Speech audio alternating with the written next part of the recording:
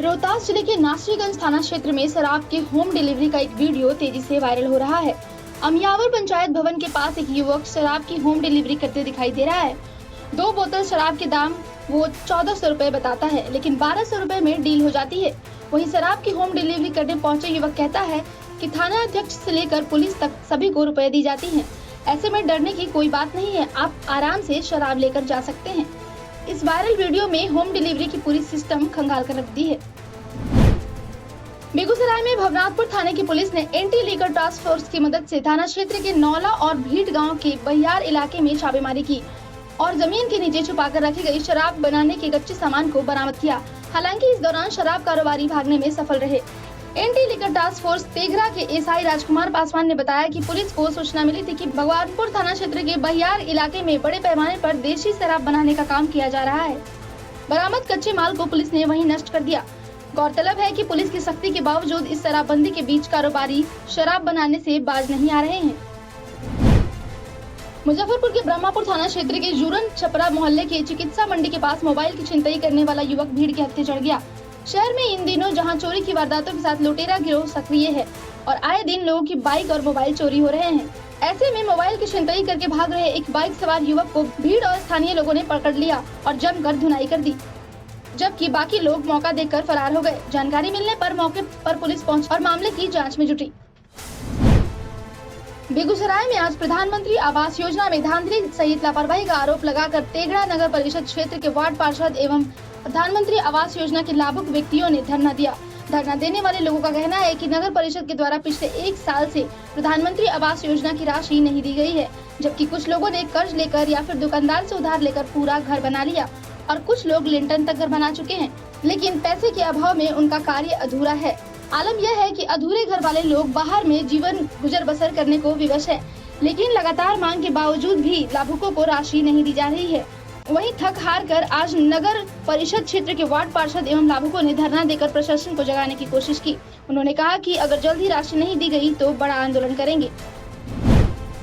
समस्तीपुर के नगर थाना क्षेत्र के चीनी मिल बूढ़ी गंडक नदी बांध के पास अचानक आग लगने से 15 से अधिक घर जलकर राख हो गए। अचानक लगी आग से कई झोपड़ी नुमा घर जलकर राख हो गए। आग इतनी भयावह थे कि लोग समझ नहीं पाए, जिससे पूरे इलाके में अफरा तफरी का माहौल रहा। स्थानीय लोगों के द्वारा आग पर काबू पाने का प्रयास किया गया, लेकिन वह सफल नहीं हुए। बाद में अग्निशमक टीम को बुलाना पड़ा। ग्रामीणों और अग्निशमक टीम ने काफी मशक्कतों के बाद आग पर काबू पाया। अगलगी की इस घटना में लाखों की संपत्ति का नुकसान होने की संभावना जताई गई। मौके पर स्थानीय विधायक अख्तरुल इस्लाम शाहीन और नगर थाना के इंस्पेक्टर ने स्थिति का जायजा लिया। मधेपुरा में सिंहेश्वर मुख्यालय के मेला ग्राउंड के पास 23 दुकानों में देर रात आग लग गई। तकरीबन 10 लाख की संपत्ति जलकर राख हो गई। समय रहते स्थानीय और फायर ब्रिगेड के कर्मचारियों के सहयोग से आग पर काबू पाया गया। सिंहेश्वर थाना अध्यक्ष और अंचलाधिकारी घटना की जांच में जुटे और अगलगी में हुए संपत्ति के नुकसान की जांच में जुटे। पटना सिटी में देवी भागवत कथा के मौके पर बजरंगपुरी स्थित मां महाकाली मंदिर परिसर में भंडारा का आयोजन किया गया। इस मौके पर प्रमुख चिकित्सक और एक्यूप्रेशर जगत के योग गुरु डॉक्टर अजय प्रकाश मौजूद रहे। उन्होंने श्रद्धालुओं के स्वागत के साथ भंडारा का प्रसाद भी वितरण किया। वहीं 9 कन्याओं के बीच प्रसाद भी परोसा। उन्होंने कहा कि देवी भागवत में सभी देवताओं का मिश्रण है और भागवत सुनने से मन में शांति और शरीर निरोग रहता है।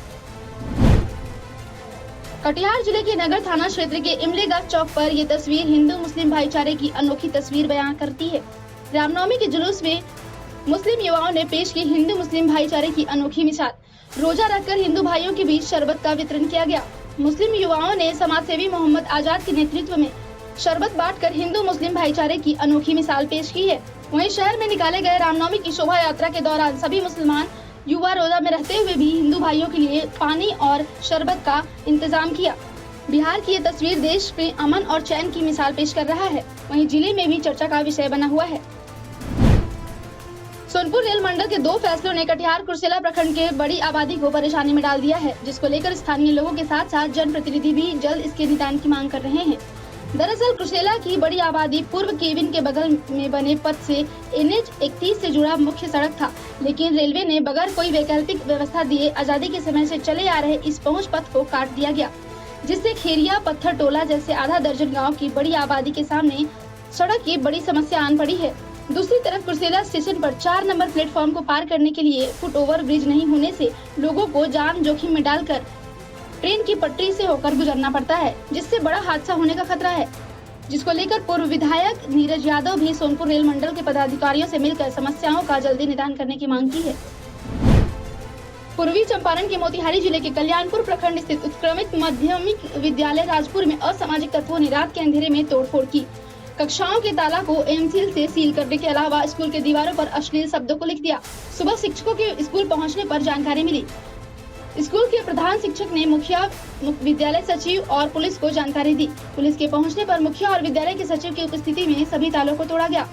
स्कूल के प्रिंसिपल जयशंकर प्रसाद ने बताया कि असामाजिक तत्वों ने स्कूल में पानी सप्लाई और बिजली सप्लाई के पाइप को क्षतिग्रस्त कर दिया।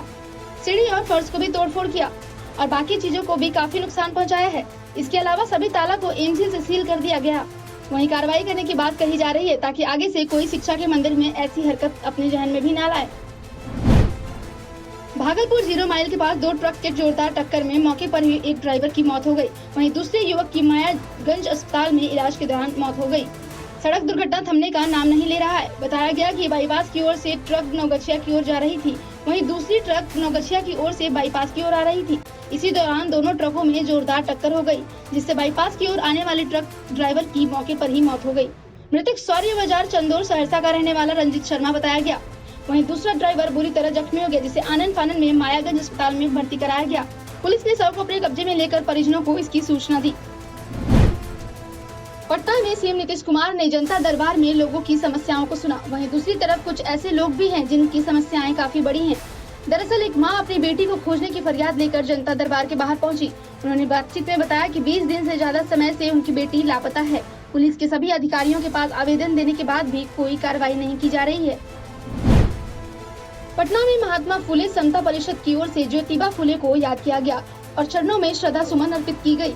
बिहार सरकार आधिकारिक रूप से ज्योतिबा फुले की जयंती मनाती है, जिसमें उपेंद्र कुशवाहा शामिल हुए। उन्होंने कहा कि देश की कॉलेजियम सिस्टम को बदलने के लिए समता परिषद की ओर से कार्यक्रम आयोजित किया जाता है और इसको एक अभियान के रूप में आने वाले दिनों में लाया जाएगा। वहीं उन्होंने कहा कि जब तक जजों की बहाली का सिस्टम रहेगा तब तक गरीब वंचितों को मौका नहीं मिल पाएगा, क्योंकि यह प्रक्रिया गैर प्रजातांत्रिक है। जजों की बहाली की प्रक्रिया के लिए खुली प्रतियोगिता होनी चाहिए। एमएलसी चुनाव में जदयू के प्रदर्शन को लेकर उपेंद्र कुशवाहा ने कहा कि अपेक्षा अनुकूल नहीं है, लेकिन इतना बुरा प्रदर्शन भी नहीं था।